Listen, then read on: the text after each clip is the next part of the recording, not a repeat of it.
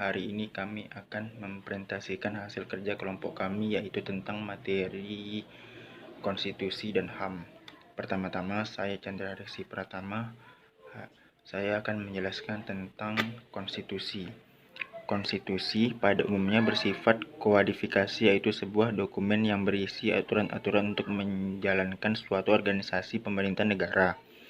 Namun dalam pengertian ini, konstitusi harus diartikan dalam artian tidak semuanya berupa dokumen tertulis atau formal.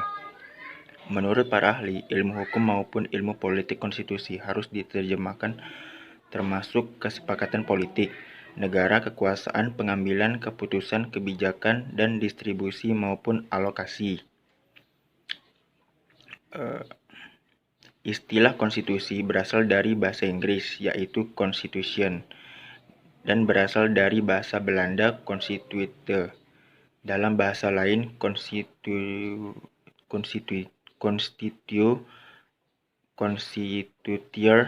sedangkan dalam bahasa Prancis yaitu constituteur. Dalam bahasa Jerman yaitu Verfassung Constitution, sedangkan dalam Ketatanegaraan Republik Indonesia diartikan sama dengan Undang-Undang Dasar Konstitusi, atau Undang-Undang Dasar dapat diartikan peraturan dasar yang memuat ketentuan-ketentuan pokok dan menjadi satu sumber perundang-undangan. Konstitusi adalah keseluruhan peraturan baik yang tertulis maupun tidak tertulis yang mengatur secara mengikat cara suatu pemerintahan diselenggarakan dalam suatu masyarakat negara. Konstitusi dalam arti absolut mempunyai 4 pengertian, yaitu yang pertama, konstitusi sebagai kesatuan organisasi yang mencakup hukum dan semua organisasi yang ada di dalam negara. Yang kedua, konstitusi sebagai bentuk negara. Yang ketiga, konstitusi sebagai faktor integrasi. Yang keempat, konstitusi sebagai sistem tertutup dari norma hukum yang tertinggi di dalam negara. Saya akan melanjutkan materi dari Chandra. Fungsi konstitusi secara umum. 1. Konstitusi berfungsi membatasi kekuasaan pemerintah agar tidak terjadi kewenang-wenangan yang dapat dilakukan oleh pemerintah, sehingga hak-hak bagi warga negara dapat terlindungi dan tersalurkan. 2. Konstitusi berfungsi sebagai piagam kelahiran suatu negara. 3. Fungsi konstitusi sebagai sumber hukum tertinggi. 4. Fungsi konstitusi sebagai alat membatasi kekuasaan. 5. Konstitusi berfungsi sebagai identitas nasional dan lambing. 6. Konstitusi berfungsi sebagai pelindung hak asasi manusia dan kebebasan warga suatu negara.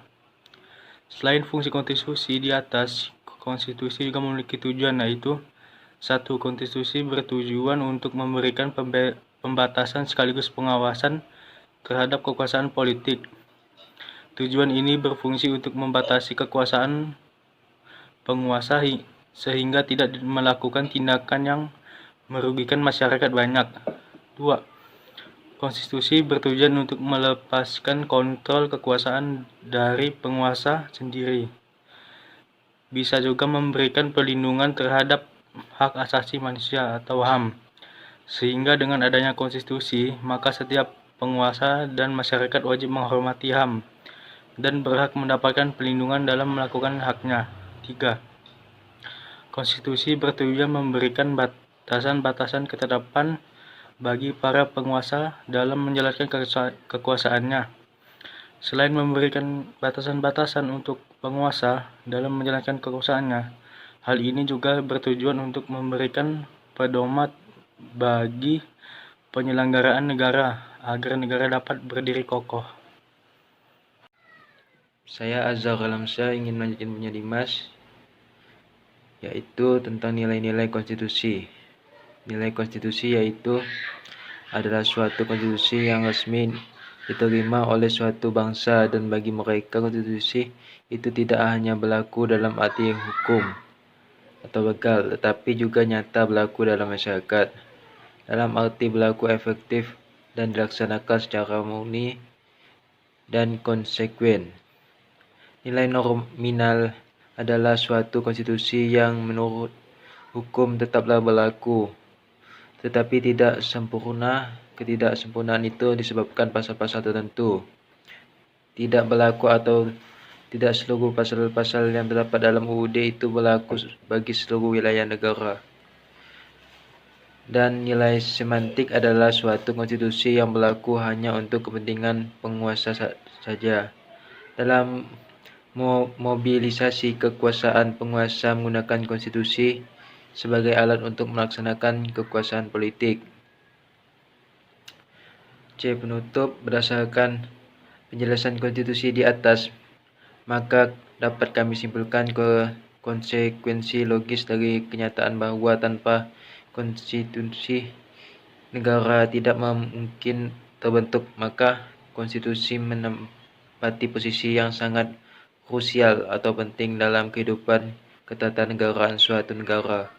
Negara dan konstitusi merupakan lembaga yang tidak dapat dipisahkan satu dengan yang lain.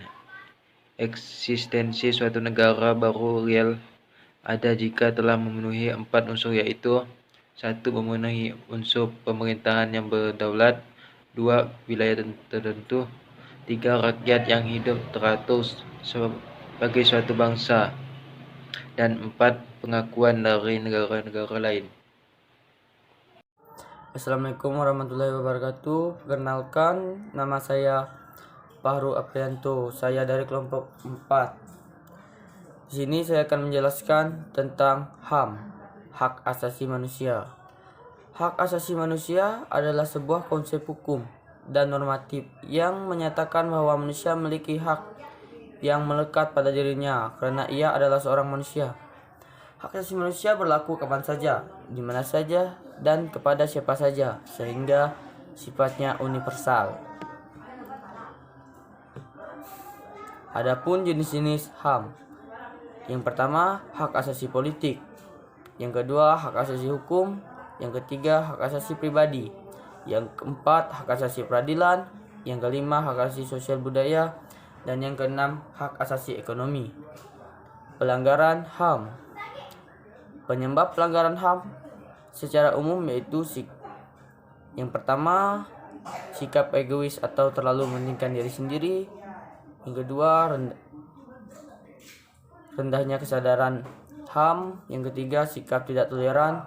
Keempat, penyalahgunaan kekuasaan. Yang kelima, ketidaktegasan aparat penegak hukum. Dan yang keenam, penyalahgunaan teknologi.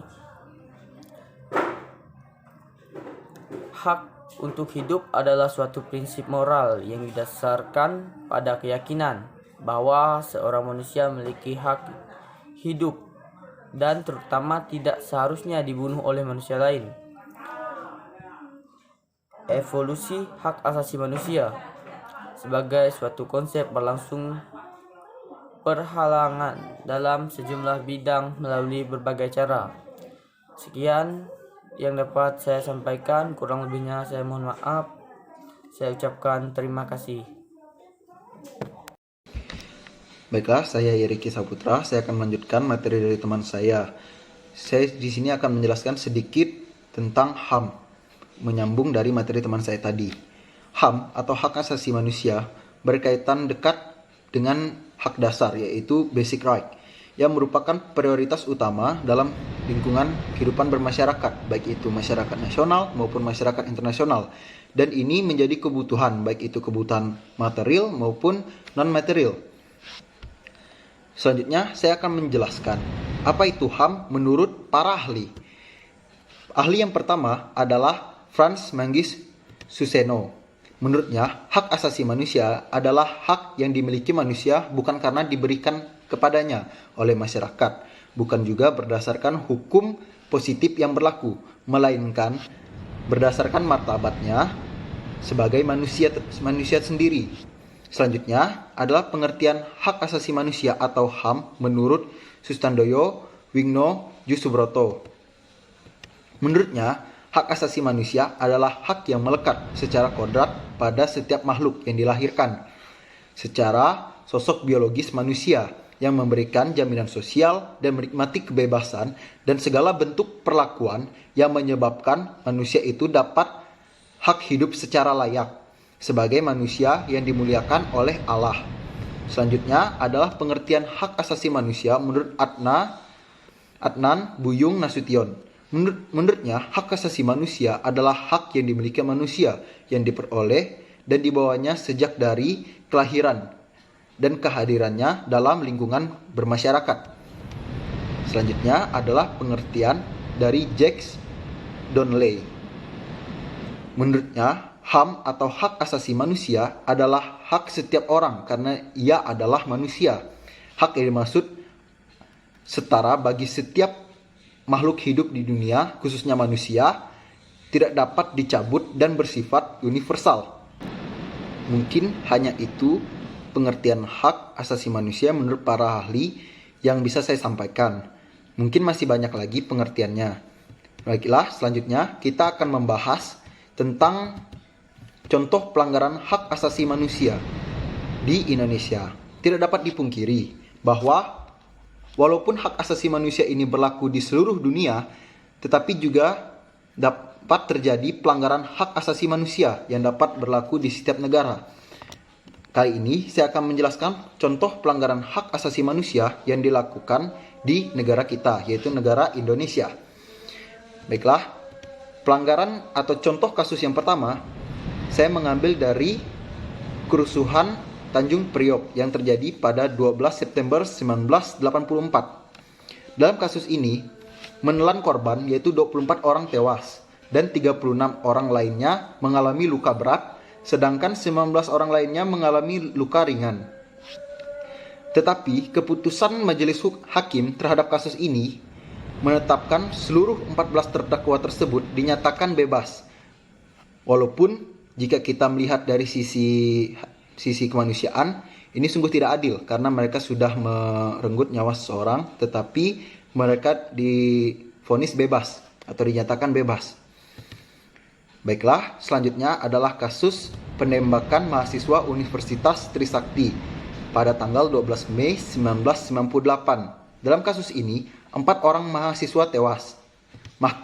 Dan Mahkamah Militer yang menyidang kasus ini memvonis 2 terdakwa dengan hukuman hanya 4 bulan saja, dan 4 terdakwa divonis 2 sampai 5 bulan penjara, dan 9 orang terdakwa lainnya divonis penjara 3 sampai 6 tahun.